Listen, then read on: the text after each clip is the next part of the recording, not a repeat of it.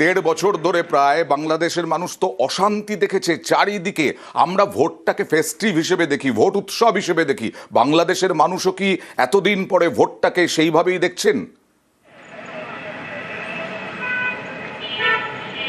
একদম। আমি সকালে যে রিপোর্টটা পাঠিয়েছিলাম, বিএনপি যেখানটায় তারিক আনওয়ার ভোট দিতে এসেছিলেন, আর জায়গায় জায়গায় আমি যত জায়গায় ঘুরেছি, ঢাকাতে, এটা হচ্ছে ধানমন্ডি এরিয়া, এখন আপনি দেখছেন কি লোকরা বাইরে বেরোচ্ছে, কিন্তু এখানটায় এদের মধ্যে খুব এনথুজিয়াজম ছিল। ওদের বক্তব্য হচ্ছে, অনেক লোক আমাকে বলল, দিদি 16 বা 17 বছর পর প্রথম রিয়েল নির্বাচন হচ্ছে। কিন্তু এখানটা বেশিরভাগ লোকদের মধ্যে একটা এনথুজিয়াজম আছে, কেন ওরা মনে করে যে এই নির্বাচনটা যদি একদম রিগিং না হয়, একটা পলিটিক্যাল স্টেবিলিটি আসবে। ওই পলিটিক্যাল স্টেবিলিটিটা ভীষণ দরকার। এখানে চাকরি নেই, এখানটা জেনজিরা চাকরি চায়, এই জন্য একটা পলিটিক্যাল স্টেবিলিটি, একটা গ্লোবাল অ্যাকসেপ্টেবিলিটি, এই দুটো জিনিস বাংলাদেশের জন্য ভীষণ important. Thank you so much Pallavi. আমরা কথা বলছিলাম CNN নিউজ 18-এর সিনিয়র এডিটর পল্লবীর সঙ্গে। বাংলাদেশ থেকে সরাসরি জানালেন কি পরিস্থিতি, এবং আজকে সকাল থেকেই ভোট উৎসব বাংলাদেশে, তার মধ্যেও কিছু অশান্তি হচ্ছে, ব্যাপক বোমাবাজি, দেদার ছাপ্পা, কিন্তু লাইনে প্রচুর মানুষ, বহু মহিলা লাইনে দাঁড়িয়েছেন তাদের ভোট দিতে, তাদের গণতান্ত্রিক অধিকার প্রয়োগ করতে। মহানন্দের দিন, মহানন্দের আজকে নতুন বাংলাদেশের জন্মদিন। কাজে আমরা অতীতকে ফেলে, দুঃস্বপ্নকে ফেলে এখন নতুন স্বপ্ন চলে গেলাম। আজকেই সেই দিন, সারা জাতির জন্য আজকে মুক্তির দিন, সেটা আমরা উৎসব পালন করছি।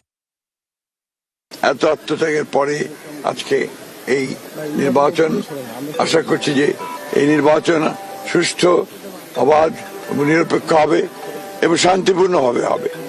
সকলের অংশগ্রহণের মধ্যে দিয়ে আমাদের প্রত্যাশা এই নির্বাচন বাংলাদেশের জন্য একটা নতুন অধ্যায় শুরু করবে।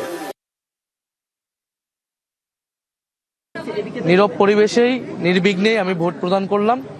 আমি জনগণের প্রতি আহ্বান জানাচ্ছি, সকলের প্রতি আহ্বান জানাচ্ছি, আপনারা দলে দলে সবাই ভোট কেন্দ্রে আসুন। আজকে ভোটের দিন, আজকে এই দেশে নিজেদের মালিকানা বুঝে নেবার দিন।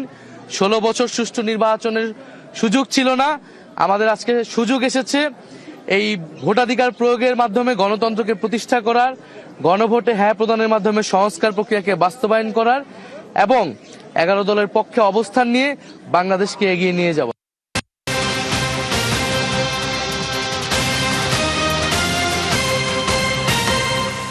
এরই মধ্যে আবার এ রাজ্যের সীমান্তে বনগাঁয় এক বাংলাদেশি ধরা পড়ল। এই বাংলাদেশিকে গ্রেফতার করা হয়েছে বনগাঁর মতিগঞ্জ থেকে বাংলাদেশিকে গ্রেফতার। কথা বলবো প্রতিনিধি অনিরুদ্ধর সঙ্গে। অনিরুদ্ধ, কি খবর পাওয়া যাচ্ছে? দেখুন, উত্তর 24 পরগনার বনগাঁ মতিগঞ্জ এলাকা থেকে গতকাল বনগাঁ থানার পুলিশ এক সন্দেহভাজন বাংলাদেশিকে আটক করে। তাকে জিজ্ঞাসাবাদ করে পুলিশ জানতে পারে যে ধৃত এই ব্যক্তির নাম উতঙ্ক গাইন। তিনি বাংলাদেশ থেকে ভারতে চোরাপথে এসেছিল চিকিৎসার কাজে, এবং চিকিৎসা করিয়ে এখান থেকে গতকাল তিনি আবার বাংলাদেশে ফিরে যাওয়ার উদ্দেশ্যেই বনগাঁ মতিগঞ্জ এলাকায় এসেছিল। পুলিশ তাকে পরবর্তীতে গ্রেপ্তার করে এবং তার কাছে কোনো বৈধ কাগজপত্র পুলিশের তরফ থেকে কিন্তু পায়নি। আজ তাকে বনগাঁ মহকুমা আদালতে পাঠিয়েছে বনগাঁ থানা পুলিশের পক্ষ থেকে। বেশ,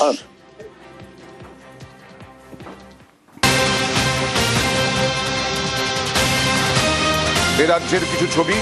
পদ্মাপাড়ে ভোট হচ্ছে, বন্ধ চ্যাংরাবান্ধা সীমান্ত। কোচবিহারের চ্যাংরাবান্ধা সীমান্তে বাণিজ্য বন্ধ। আজ ভোর 6টা থেকে শুক্রবার ভোর 6টা পর্যন্ত বন্ধ থাকবে এই সীমান্ত, যার ফলে ব্যবসায় কিছুটা হলেও ধাক্কা খাবে। এবার চলে যাব ফুলবাড়ি। ওপারে ভোট, এপারে সতর্কতা।